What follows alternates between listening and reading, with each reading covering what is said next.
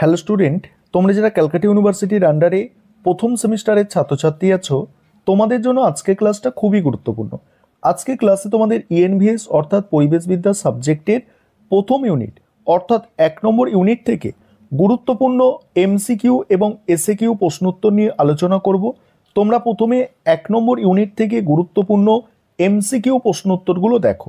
দেখো, পরিবেশ বা এনভায়রনমেন্ট শব্দটি কোন ভাষা থেকে এসেছে? অ্যান্সারটা কি হবে? ফরাসি ভাষা থেকে এসেছে। নেক্সট হচ্ছে পরিবেশের প্রধান উপাদানগুলি হলো, পরিবেশের প্রধান উপাদান কি? অপশান এ বি উভয়ই হবে, অর্থাৎ অপশান সি সঠিক অ্যান্সার। দেখো, প্রিভিয়াস ইয়ার্সের প্রশ্নগুলো কিন্তু তোমাদের এর মধ্যে কভার করা হয়েছে। তারপরের প্রশ্ন, বিশ্ব পরিবেশ দিবস পালিত হয়। বিশ্ব পরিবেশ দিবস পালিত হয়, তোমরা প্রত্যেকেই জানো, 5ই জুন। তবে মোস্ট ইম্পর্টেন্ট প্রশ্ন, সাইলেন্ট স্প্রিং বইটির রচয়িতা হচ্ছে র্যাচেল কারসন। মোস্ট ইম্পর্টেন্ট প্রশ্ন দেখো রাখা হয়েছে। তারপরে সুস্থায়ী উন্নয়ন বা সাস্টেনেবল ডেভেলপমেন্ট কথাটি কোন রিপোর্টে ব্যবহৃত হয়? ঠিক আছে, অ্যান্সার হচ্ছে অপশান এ ব্রুটল্যান্ড কমিশন রিপোর্টে। মোস্ট ইম্পর্টেন্ট প্রশ্ন এগুলো। তারপরে শিলামণ্ডল বলতে বোঝায় ভূত্বক বা মাটিকে। তারপরে বায়ুমণ্ডলের সবচেয়ে ভারী গ্যাস হচ্ছে কি? দেখো, অ্যান্সার হচ্ছে কি নাইট্রোজেন হচ্ছে সবচেয়ে ভারী গ্যাস, পরিমাণের দিক থেকে বলা হচ্ছে নাইট্রোজেন। আর আণবিক ভরে কার্বন ডাই অক্সাইড ভারী, কিন্তু উপাদানের শতাংশে নাইট্রোজেন হচ্ছে প্রধান। দেখো, এখানে ব্যাখ্যাও করে দেওয়া হয়েছে। Mission life most important, mission life থেকে তোমাদের প্রশ্ন আসবে।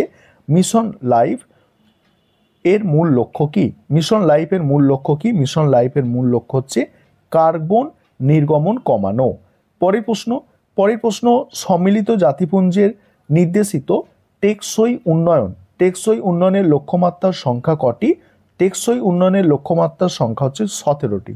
মোস্ট ইম্পর্টেন্ট প্রশ্ন, পরিবেশ শিক্ষার অন্যতম লক্ষ্য হচ্ছে জনসচেতনতা বৃদ্ধি। তারপরে মানুষের তৈরি পরিবেশকে কি বলে? মানুষের তৈরি পরিবেশকে অপশান হচ্ছে বি সঠিক অ্যান্সার টেকনোস্ফিয়ার বলে।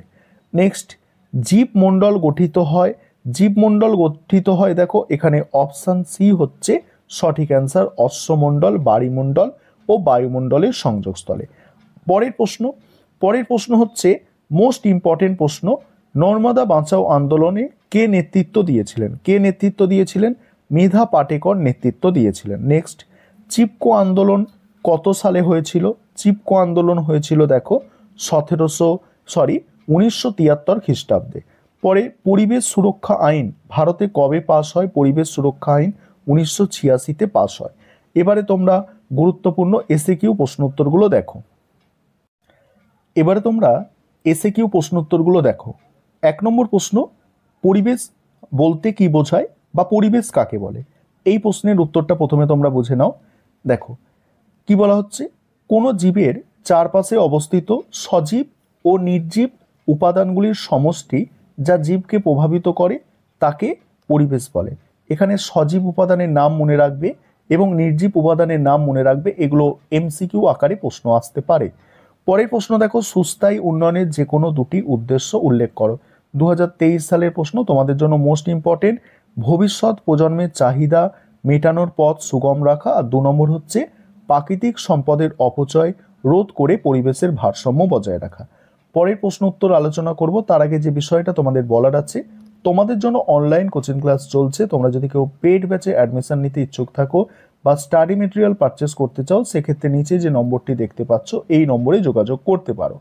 এবারে হচ্ছে দেখো, সুস্থায়ী উন্নয়নের ধারণা কি? সুস্থায়িত্ব হলো এমন একটি পদ্ধতি বা দর্শন যা পরিবেশের ক্ষতি না করে দীর্ঘমেয়াদে প্রাকৃতিক সম্পদের ব্যবহার ও মানব কল্যাণের মধ্যে ভারসাম্য বজায় রাখে। তারপরে কি বলা হচ্ছে দেখো, পরিবেশ বিজ্ঞানের সাথে সম্পর্কিত যে কোনো 4টি বিষয় উদ্ধৃত করো। পরিবেশ বিজ্ঞানের সঙ্গে সম্পর্কিত 4টি বিষয় হচ্ছে জীববিদ্যা, রসায়ন, ভূগোল আর সমাজবিদ্যা। তারপরে মিশন লাইফ কি?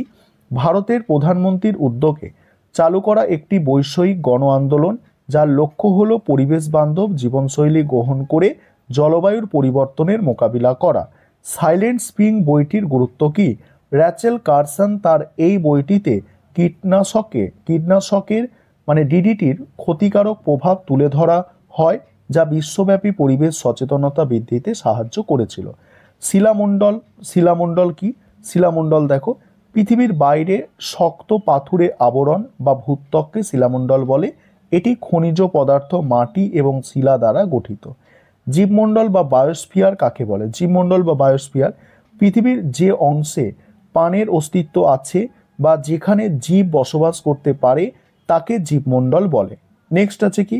নেক্সট, পরিবেশের অজৈব উপাদানগুলির নাম লেখো। পরিবেশের অজৈব উপাদানগুলো হলো সূর্যালোক, তারপরে তাপমাত্রা, জল, বাতাস, মাটি, আর্দ্রতা এবং বিভিন্ন খনিজ পদার্থ। নেক্সট, টেকসই উন্নয়নের লক্ষ্যমাত্রার মূল লক্ষ্য কি? রাষ্ট্রপুঞ্জে নির্ধারিত 17টি লক্ষ্যের মধ্যে 2030 সালের মধ্যে দারিদ্র্য দূরীকরণ, পরিবেশ রক্ষা এবং সকলের জন্য শান্তি ও সমৃদ্ধি নিশ্চিত করা। তোমাদের প্রথম ইউনিট থেকে আমি এমসিকিউ এবং এসসিকিউ কমপ্লিট করে দিলাম।